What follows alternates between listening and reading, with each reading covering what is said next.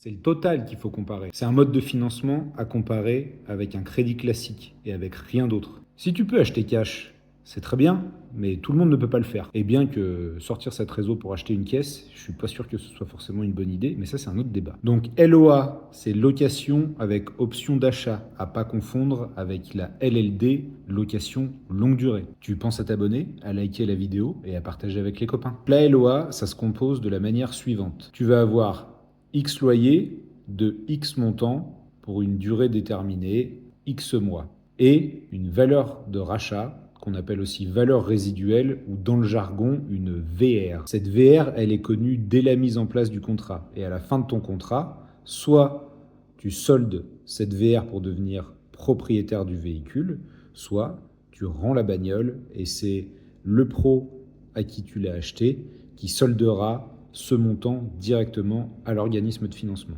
Donc pour comparer avec un crédit, qu'est-ce qu'il faut faire? Eh bien tu fais le total de tes loyers que tu vas verser pendant la durée de ta LOA.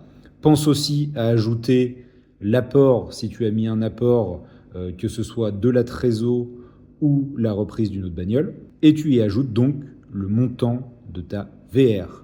Là, ça va te donner la somme que tu auras dépensée au total en imaginant que tu rachètes la voiture à la fin. Mais ça, c'est pour vraiment comparer avec un crédit classique. Et pour le crédit classique, c'est simple. Tu fais le montant de tes mensualités multiplié par ta durée de remboursement, donc le nombre de mois. Et pareil, t'oublie pas d'ajouter ton apport si tu as mis un apport, que ce soit de la trésor ou la reprise d'une bagnole. Quand tu auras fait ce calcul, tu verras que bien souvent, il n'y a pas un énorme écart entre le montant total dépensé pour une LOA par rapport à un crédit classique. Ça se joue vraiment à peu de choses près, attention, la plupart du temps.